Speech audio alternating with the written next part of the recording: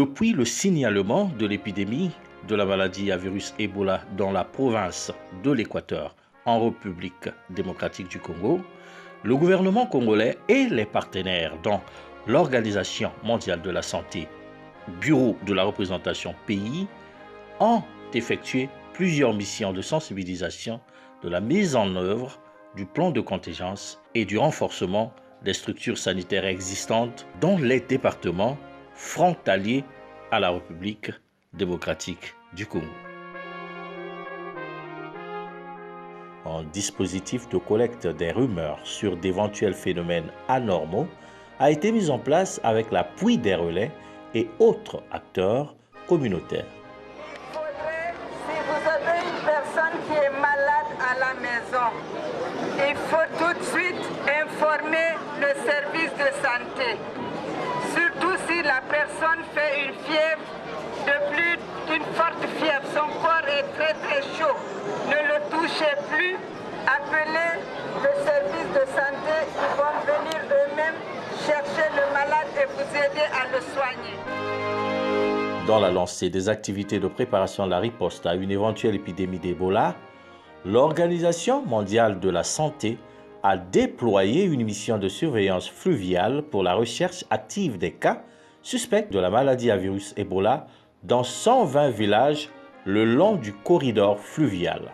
Dans notre tournée, dans le cadre des préparatifs des activités de la prélude à l'arrivée de la maladie à virus Ebola, nous sommes tombés sur des cas inhabituels de fièvre par leur nombre, parce que beaucoup de populations, beaucoup de gens souffraient de la même pathologie, la fièvre. Et cela nous a attiré notre attention. Dès la fin du mois de mai 2018, des rumeurs persistantes, des cas de fièvre et de décès non expliqués évoluant depuis 6 mois ont été rapportés à Mombenzele dans le district d'Infondo, département de la Likwala frontalier avec la République démocratique du Congo. Nous étions accompagnés de l'honorable député de cette circonscription, Efroazine Dolama, et d'autres médecins venus de Brazzaville pour la question de la maladie à virus Ebola. Quelques jours plus tard, le député de la circonscription a fait parvenir à nouveau l'information sur le nombre élevé des cas de fièvre et de décès dans la localité de Mombenzele et a sollicité l'appui du ministère de la Santé pour organiser une tournée de sensibilisation le 13 juin 2018. Quand nous sommes arrivés, nous avons donc mis en place un hôpital de campagne composé d'un assistant sanitaire et de 2 infirmiers. Et nous leur avons donné quelques médicaments et c'est comme ça que nous avons tenté jour après jour de stabiliser cette question de fièvre. L'équipe déployée à Infondo a participé à une importante réunion le 20 juin 2018 sur la situation à Mombenzele. Lors de cette rencontre, les autorités ont révélé en présence du directeur départemental de la santé que 18 décès communautaires auraient été rapportés depuis quelques mois parmi les personnes souffrant de fièvre dans la localité.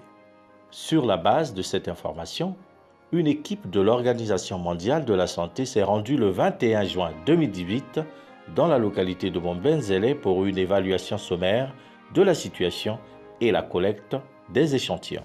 Le travail du terrain consistait à rechercher activement les cas qui pouvaient exister dans la localité et dans les localités avoisinantes. Deuxième chose, faire un historique de tous ceux qui ont été touchés par le phénomène depuis le mois de février 2018 jusqu'à nos jours, voir quel était le cas index, par qui la maladie a-t-elle commencé, à quel endroit et combien de personnes ont été touchées. S'il y a eu des décès, il faut comptabiliser également le nombre de décès. Et le deuxième volet, c'était de pousser encore plus loin sur le plan du laboratoire en faisant un peu plus de prélèvements pour que les résultats contribuent à avoir un diagnostic peut-être plus éclairé.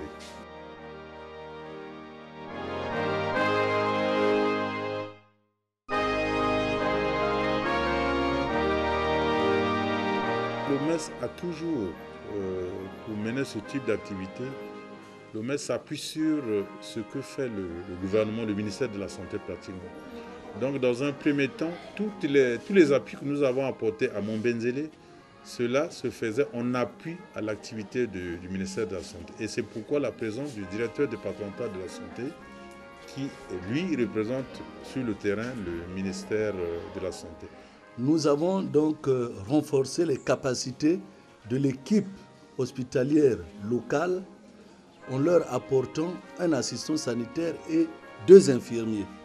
Et c'est ces 4 personnes qui ont servi à jour après jour à traiter le nombre important de patients qui venaient pour la fièvre.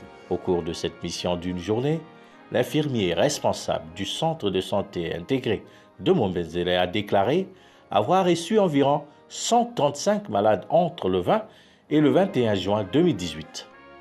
Environ 80 malades étaient physiquement présents dans le CECI le 21 juin 2018.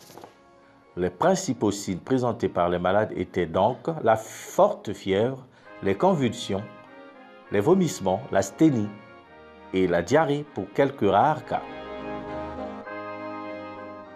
10 échantillons de sang ont été prélevés le 21 juin 2018 et acheminés vers le laboratoire mobile déployé à Mosaka le 22 juin 2018. Le 23 juin 2018, selon les résultats du laboratoire, 9 échantillons ont été positifs pour le paludisme et 4 déclarés positifs par PCR à la fièvre jaune.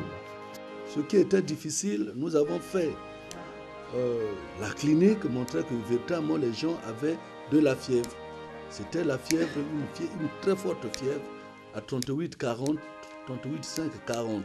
Les patients que nous avons consultés n'avaient pas d'ictère, il n'y avait pas de gros foie. Après les examens complémentaires réalisés par le même laboratoire, la fièvre jaune a été écartée. Les alicots de ces 10 échantillons ont été acheminés vers l'Institut Pasteur de Dakar le 27 juin 2018. Les 10 échantillons ont été testés négatifs pour Ebola, la fièvre jaune et les autres arboviroses le 5 juillet 2018. Donc, au fait, quand on a été informé des cas de fièvre inexpliquée à Mombenzele, du coup, vu la proximité avec la province de l'Équateur en face, en RDC qui était déjà touchée depuis le 8 mai par une épidémie de maladie et virus Ebola, nous les partenaires, on avait une inquiétude. Et c'est pourquoi très vite, on a envoyé un support disons, logistique qui a permis de faire les premiers prélèvements parce que notre idée, c'était d'écarter déjà du coup cette hypothèse de la maladie de la virus. Heureusement, les 10 prélèvements qui ont été effectués ont été analysés et on a trouvé que sur les 10 prélèvements, sur les 10 échantillons, aucun cas positif d'Ebola a été notifié. Et sur les 10 échantillons, il a été constaté que 9 cas sur 10, c'était du paludisme. Précisant que de cette même jour 21 juin 2018, la représentante résidente de l'OMS au Congo a décidé d'envoyer une équipe multidisciplinaire pour une évaluation approfondie de la situation et les termes de référence de cette mission ont été initiés. Face donc à la découverte de cas probables potentiels de fièvre jaune, le bureau de l'OMS pays a informé le ministère de la Santé et de la Population, le bureau régional de l'Organisation mondiale de la santé pour l'Afrique, ainsi que le siège international de cette situation. Une téléconférence des 3 niveaux de l'OMS avec le ministère de la Santé et de la Population a été organisée le 25 juin 2018 pour évaluer la situation sur la base des informations alors disponibles. De cette conférence, il est ressorti la confirmation de la décision du bureau pays de l'Organisation mondiale de la santé de déployer immédiatement une équipe multidisciplinaire pour approfondir l'investigation et évaluer l'environnement global pour une réponse de qualité. Des experts ont été donc mobilisés au niveau de l'Organisation mondiale de la santé Afro, du Bureau de l'Organisation mondiale Congo, du ministère de la Santé et de la Population, du ministère de l'Agriculture, l'Élevage et de la Pêche, du ministère de la Communication, du ministère de la Défense et du Laboratoire national de santé publique pour constituer une équipe multidisciplinaire. Nous travaillons avec le ministère de la Santé ensemble dans le cadre de la surveillance des maladies et de la riposte. Mais ici, nous sommes dans le cadre également effectivement de la préparation de la riposte contre Ebola et toutes les alertes devaient nous parvenir. Et nous avons été alertés qu'il y avait des situations de décès et de fièvre inexpliquée à Mombenzele au sein donc de cette coordination que nous avions ensemble avec le gouvernement. L'OMS a pris la mesure du problème et appuyé le gouvernement en mettant en route une équipe multidisciplinaire pour aller enquêter sur ces événements.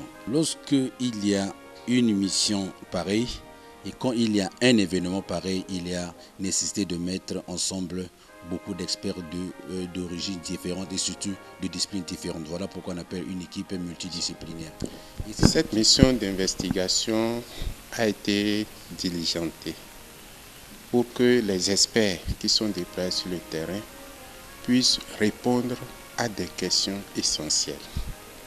La première question, est-ce que les cas de fièvre et de décès dont on parle dans la localité sont dus à la maladie à virus Ebola? Parce qu'actuellement, on a cette maladie qui sévit en RDC et la localité étant frontalière avec la RDC, il y a des rumeurs et beaucoup de gens pensent qu'il s'agit de Ebola. Donc, nos experts qui sont sur le terrain, qui vont sur le terrain, vont faire des prélèvements, vont les envoyer au laboratoire pour que nous sachions est-ce que c'est la maladie à virus Ebola ou pas. Deuxième résultat attendu, il faut que les experts qui soient déployés sur le terrain puissent mettre en œuvre les actions pour contrôler cette situation. Donc, ils sont en train de partir avec des lots de médicaments. On a parmi eux des gens qui vont soigner les malades, d'autres vont travailler sur les examens de laboratoire. On en a aussi qui vont voir la santé des animaux pour voir s'il y a un lien entre cette santé des animaux et la maladie qui survient.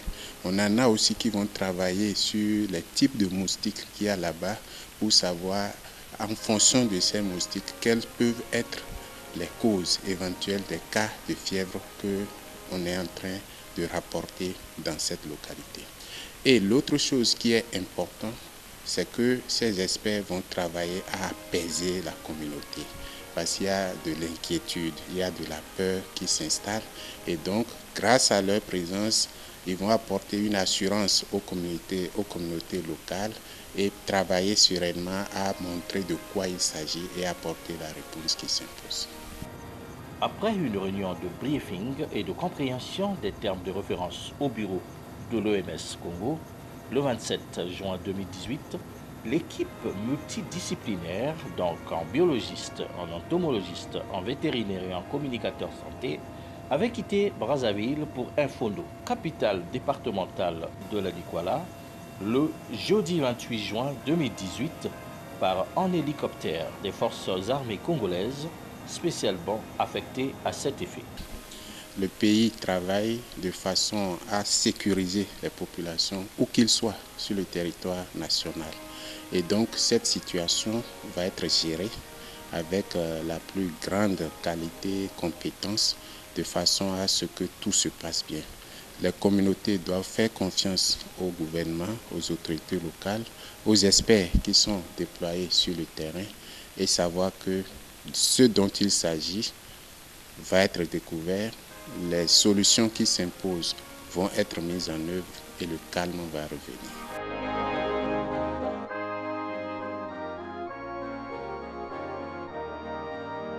Aussitôt arrivée à Infondo, l'équipe multidisciplinaire qui avait été reçue par le directeur départemental de la santé accompagné du précurseur chef de mission de l'OMS, l'épidémiologiste et médecin Dr Libama, ont tout de suite entamé une réunion de briefing de la mission.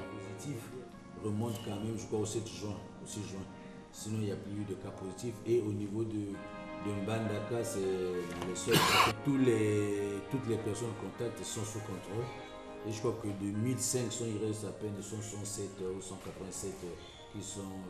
Le vendredi 29 juin 2018 était donc prévu le départ de l'équipe multidisciplinaire pour le village Mombenzele.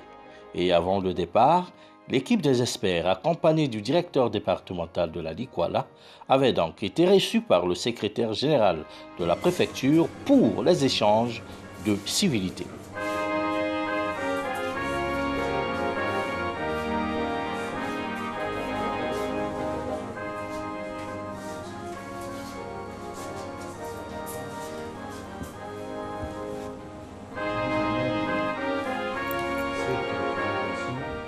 Cette fois-ci, ils sont venus pour l'étude active, la recherche active des cas.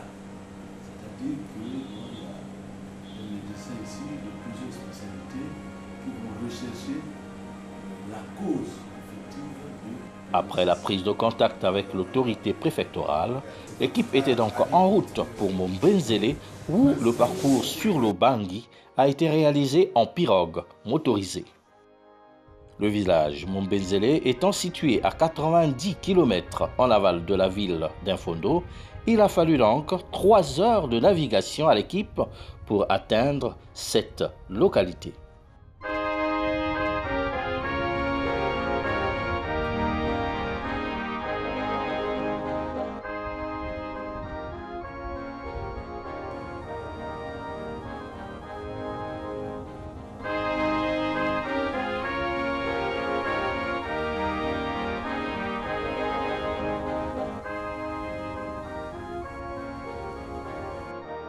Mombenzele est une localité du district sanitaire d'Infondo dans le département de la Likwala. Elle est située sur la rive droite de la rivière Ubangi, à 90 km en aval d'Infondo dans une zone uniquement accessible par voie fluviale.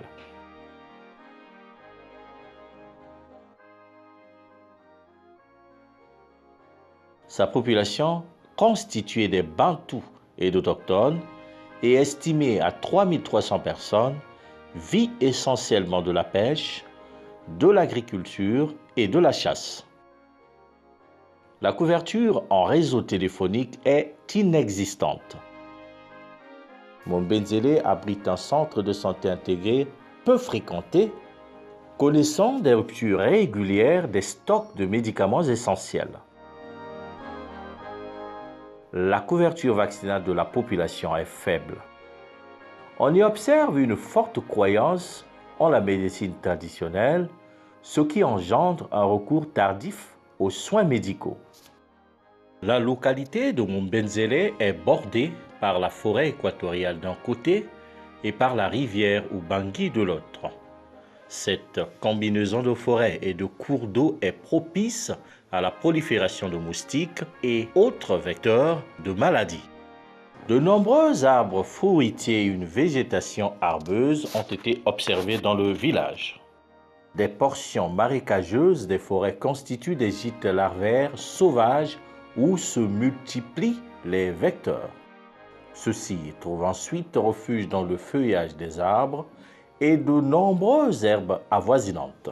De ce fait, la densité des moustiques est forte dans la localité.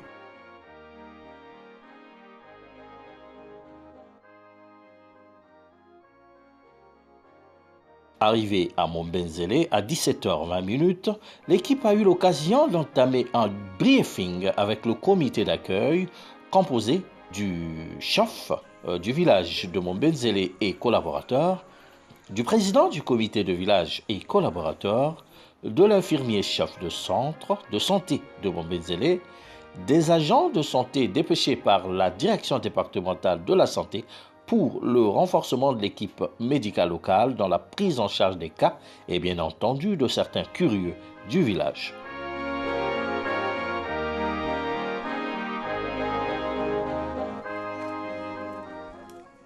Très hospitaliers, les habitants de ce village Mombenzele, dont la population est estimée à 3300 habitants, se sont illustrés comme de vrais partenaires de la dite mission ainsi dès l'arrivée de la délégation.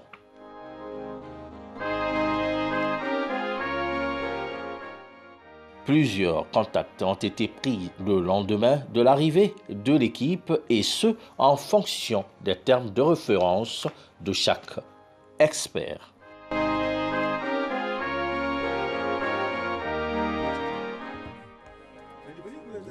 La discipline scientifique qui vise à étudier les insectes ayant un impact sur la santé de l'homme est l'entomologie médicale. Peu connue du grand public, l'entomologie médicale est pourtant indispensable pour identifier les insectes vecteurs, évaluer leurs risques pour la santé des populations et lutter contre ces vecteurs. L'entomologie médicale a constitué l'une des 4 composantes de cette mission d'investigation. Une mission qui s'est inscrite dans une approche One Health ou encore une seule santé qui est une stratégie intégrée de la santé par une prise en compte des interactions entre l'homme, les animaux et leur écosystème. L'entomologie d'abord, c'est l'étude des insectes. L'entomologie médicale, étude des insectes à intérêt médical, donc les vecteurs de maladies. Étant donné qu'il y a eu une série de fièvres inexpliquées ici à Mombenzele, donc je suis venu en mission dans le sens d'évaluer la situation entomologique, détecter si possible tout ce qui est vecteur à maladie fébrile, et ensuite après déterminer, comme il y avait une suspicion de circulation du virus amaril, la fièvre jaune, donc essayer de déterminer les indices de surveillance de cycle épidémique, et puis ensuite après voir dans les ménages la connaissance des populations sur les maladies, fièvre jaune et paludisme, et ensuite essayer de voir par rapport à l'environnement ici, quelles sont les méthodes de lutte antivectorielle qu'on pourrait éventuellement appliquer si le cas s'aggravait. Normalement, les makamane bandai kolekana. Ezabe na bafamille bakufisaki bato wana. Nabe na bafamille bakufisaki bato wana te. Na ba oyo ba maladi wana bandai kokota lokwa ba biso boy kokota kaka boy. Boke hôpital. Ozumo akisi kimi ekoti. Après encore kozonga lisusu. Kaka bongo, après encore kozonga lisusu kaka bongo tilelo. Tozo comprendre l'essence ya malade yango te. Malade na kati ya mboka mikolo ebele ezobima te. Toka na souci ya bongo ki malade ndebima na kati ya mboka. En interaction avec les experts en biologie médicale, en épidémiologie, donc en santé publique, en médecine animale et en communication scientifique, l'expert entomologiste s'est concentré sur l'étude des moustiques identifiés comme des menaces actuelles ou présentant un risque potentiel d'émergence dans la localité. Macroscopiquement, je vois que sur le territoire ici, le village jouxte une forêt. Et moi, en tant qu'entomologiste, et étant donné la circulation du virus amaril, cela m'alerte déjà. Et ensuite, après, je vois le cours d'eau, le fleuve qui est là à côté, qui est un très bon gîte anophèle, parce que sur les berges du fleuve, on a des nids de poules où les anophèles peuvent pondre. Bon, quand je vois aussi la végétation, et tout concourt à ce qu'il y ait une densité élevée de moustiques, vecteurs de la fièvre jaune ou alors vecteurs du paludisme.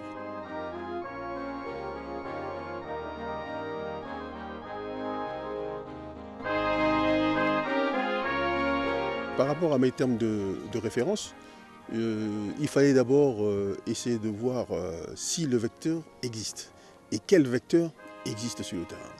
Donc rapidement, on a eu avec le comité du village qui a eu à me prêter quelques enquêteurs, j'en avais 4 entièrement, et nous avons donc fait une enquête avec cette équipe dans les différentes parcelles, dans les différents ménages, pour voir pour ce qui est de la fièvre jaune. Étant donné que c'est l'homme qui élève les moustiques, les Aedes, dans la plupart des cas, dans les récipients de conservation d'eau non couverts, donc nous étions dans les ménages, voir si éventuellement il y avait des récipients de conservation d'eau. Et pour moi, j'ai observé que tous les récipients que nous avons vus étaient principalement des bidons avec bouchons. Donc ce qui fait qu'on n'a pas trouvé de gîte dans les maisons. Chaque fois qu'il y avait de l'eau, le bouchon empêche le moustique à atteindre l'eau. Donc il n'y a pas de ponte. À l'extérieur, nous avons vu quelques gîtes dont quelques-uns étaient positifs parce que le gîte est dehors, ce qui fait que les moustiques ont accès à cette eau-là. Et dans certains gîtes, on a trouvé des larves de moustiques. Concernant le paludisme, nous avons fait ce qu'on appelle la capture de la faune résiduelle. C'est-à-dire, le moustique pique après s'être nourri, la nuit bien sûr, puisque l'anophèle se réveille quand le soleil va se coucher. Alors donc, dans les maisons, nous avons fait la capture de la faune résiduelle, c'est-à-dire les moustiques qui, après la piqûre, restent se reposer à l'intérieur de ces maisons. Et pour cela, nous avons pris les chambres à coucher. Nous sommes rentrés dans les chambres à coucher et on a expliqué aux propriétaires de la maison ce que nous avions à faire. Donc on devait étaler des draps blancs dans la salle, dans la chambre, fermer les ouvertures et asperger de l'insecticide. Et 10 minutes après, on collectait les moustiques qui tombaient sur les draps. Et moi, ce qui m'a permis de les collecter et de déterminer les espèces. Et là, effectivement, j'ai trouvé qu'il y a le vecteur principal du paludisme, ici à Mombenzele, qui est Anopheles gambier. Donc dans la plupart des maisons où nous avons investigué, la présence de ce moustique était intensément présente. Bon, et puis ensuite après, nous avons fait quelques captures sur appât humain pour essayer de voir, étant donné la rareté des larves d'Aedes, j'ai essayé de voir si par rapport au vecteur de la fièvre jaune, dans le village, il n'y a pas d'adultes moustiques qui piquent. Effectivement, je suis tombé sur un spécimen d'Aedes albopictus, qui est aussi un vecteur de la fièvre jaune. Donc le vecteur de la fièvre jaune, bien que rare au cours de notre mission, existe bel et bien à Mombenzele. Et les vecteurs du paludisme, je trouve qu'ils sont là à foison aussi.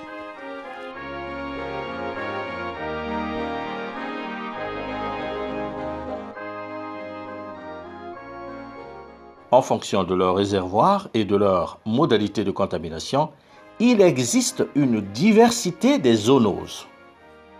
Les réservoirs peuvent être des ruminants domestiques, des ruminants sauvages, des oiseaux sauvages, les porcs, les champs maudits ruminants et bien d'autres. Les mesures mises en œuvre chez l'homme doivent toujours accompagner les mesures de contrôle chez l'animal. Ce sont d'ailleurs quelquefois les seules mesures de prévention efficaces. Elles doivent toujours être associées à une vigilance particulière en matière de diagnostic médical de suspicion qui seul permet, dans certains cas, la mise en œuvre suffisamment précoce de traitements efficaces chez l'homme.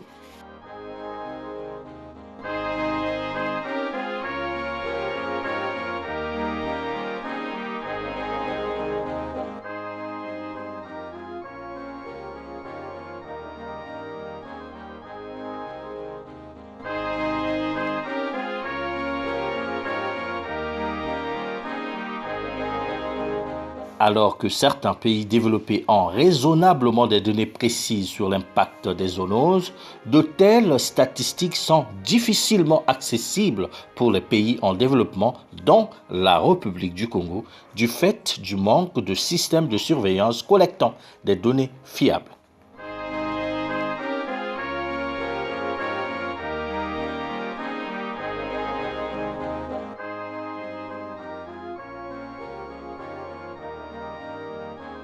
Conscient des enjeux et de l'importance de la considération des vétérinaires espérant santé publique vétérinaire dans le projet où action dans le but est la sécurisation des populations de Mombenzele et le renforcement des systèmes de santé publique locale, le bureau de la représentation de l'OMS Congo avait sollicité l'apport d'un expert vétérinaire.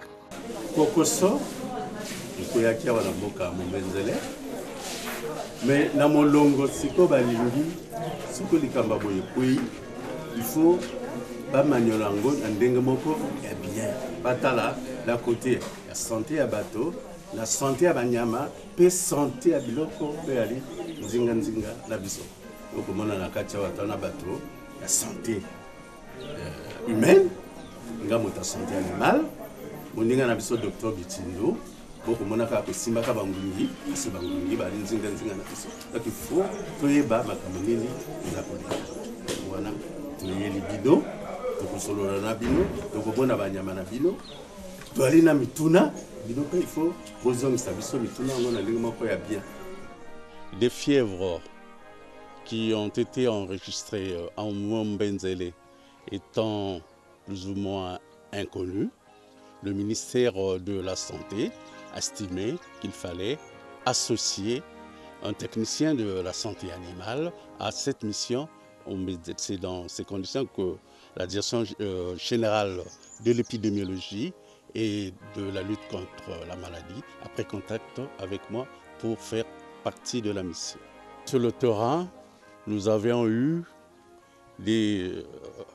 une réunion avec les éleveurs et les chasseurs. C'est une réunion qui nous a permis de nous renseigner sur l'état sanitaire du cheptel depuis le début de l'année, donc au cours de ces 6 derniers mois, et également voir avec les chasseurs, c'est eux qui vont en profondeur dans la forêt, si ils ont pu rencontrer des carcasses d'animaux morts, un nombre qui serait quelque peu inexplicable. Et en dehors de cela, nous avions également fait des visites de terrain au niveau de chaque éleveur, ce qui nous a permis de comprendre que la situation sanitaire du cheptel qui au niveau de Mouambenzele est acceptable.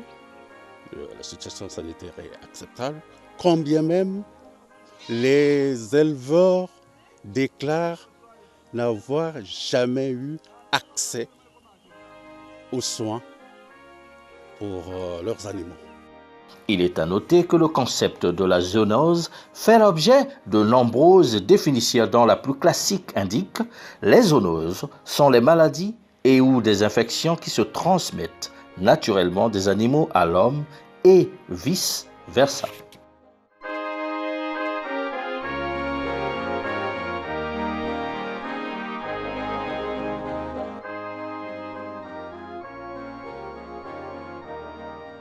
Dans le cadre de cette mission d'investigation approfondie des cas de fièvre qui ont survenu ici à Mouambenzele, dans le district de Imfondo, les termes de référence de vétérinaire que je suis étaient de faire une enquête sur la situation de la santé animale au niveau du village, et également d'investiguer ou encore de documenter des éventuels événements sanitaires qui se seraient produits au niveau des animaux, tant domestiques que sauvages.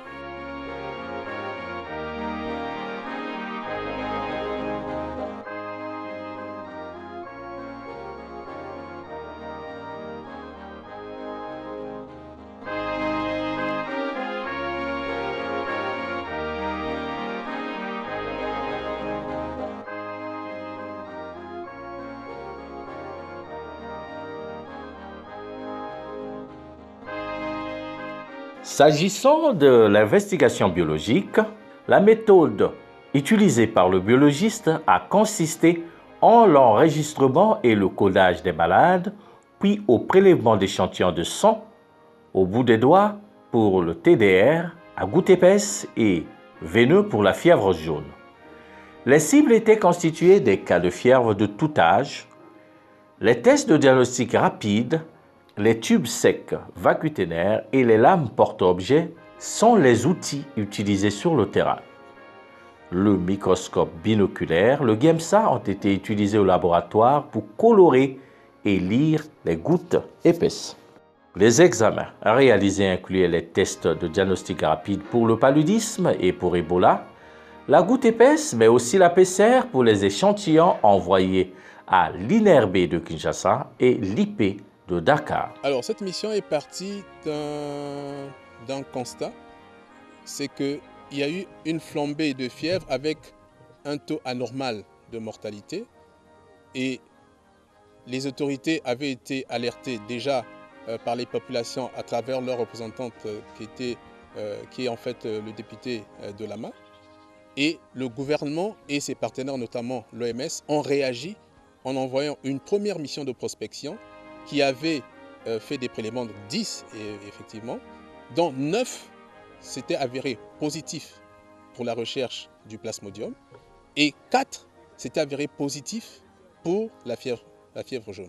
C'est la raison pour laquelle mission nous avait été prescrite afin que nous venions faire une investigation plus approfondie. C'est la raison pour laquelle nous avons procédé au prélèvement de sang, à la collecte des urines et des selles.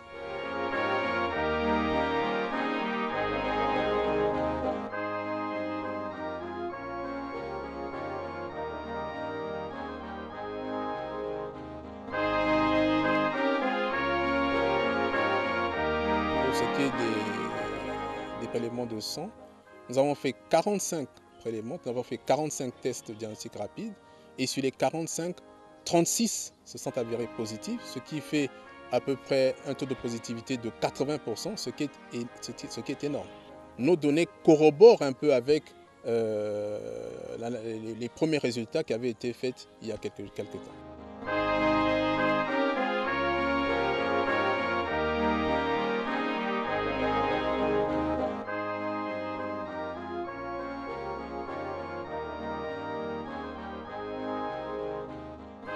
Nous avons fait aussi une quinzaine de prélèvements veineux sur lesquels un examen plus approfondi sera fait pour voir s'il y a des cas de fièvre jaune.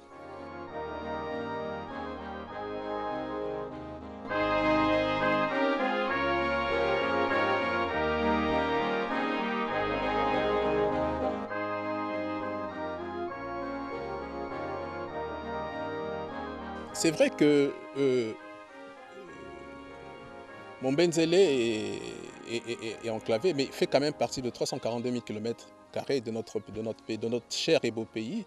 Et il serait intéressant que nos autorités aient un regard particulier sur, pas seulement Mombenzele, mais sur toutes les zones qui sont d'accès difficile pour essayer, tant soit peu, d'organiser des sortes de coups de poing santé qui permettraient justement d'améliorer la qualité sanitaire de ces populations qui vivent dans des zones d'accès difficile.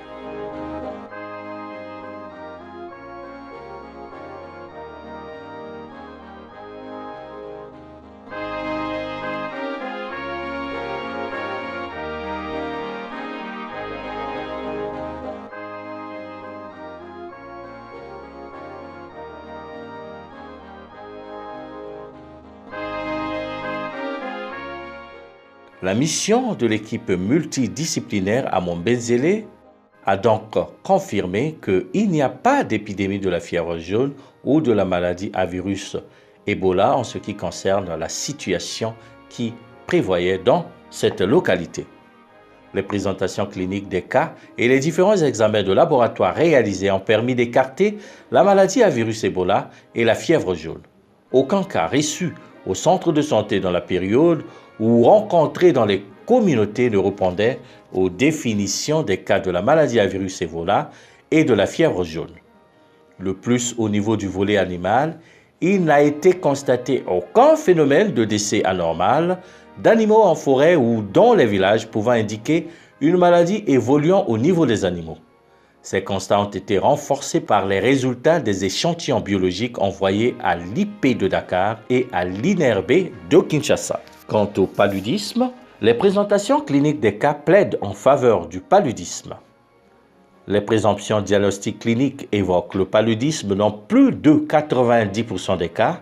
De même, plus de 75% des cas de fièvre ont été biologiquement confirmés comme étant la malaria ou le paludisme. Ces constats sont conformes aux données épidémiologiques nationales qui font du paludisme la première cause de consultation, surtout dans les localités forestières et riveraines du fleuve. Par ailleurs, le paludisme est de type holo-endémique dans la localité. Toutefois, L'ampleur du phénomène sur une courte période de temps, le temps d'attaque très élevé, traduit probablement l'existence d'un facteur additionnel à approfondir.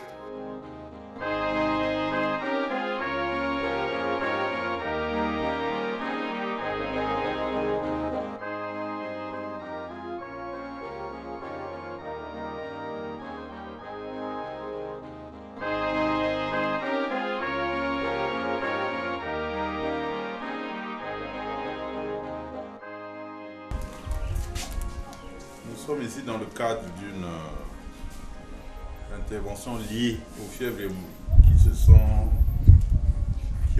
sont survenues ici à Mombenzele. Et nous en profitons du fait qu'on soit sur place pour l'investigation, nous en profitons pour faire ce don d'un lot de moustiquaires qui vont servir aux femmes enceintes et aux enfants de 0 à 1 mois.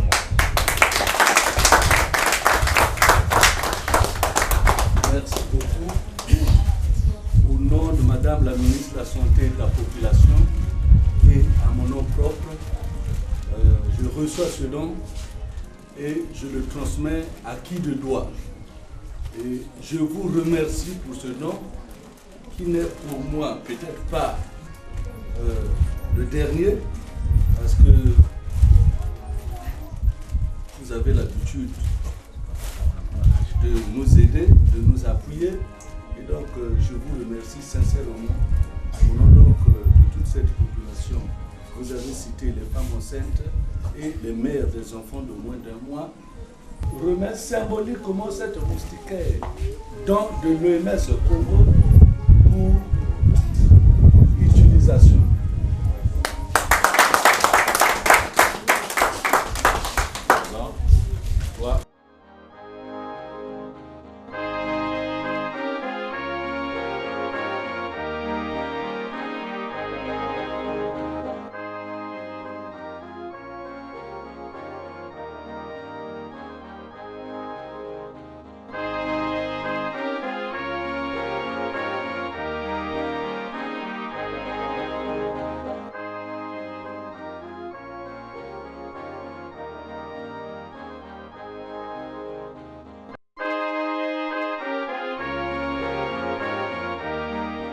L'investigation approfondie des cas de fièvre et de décès inexpliqués dans la localité de Mombenzele, district sanitaire d'Infondo, département de la Likwala, République du Congo, du 27 juin au 13 juillet 2018 était donc une réussite non négligeable.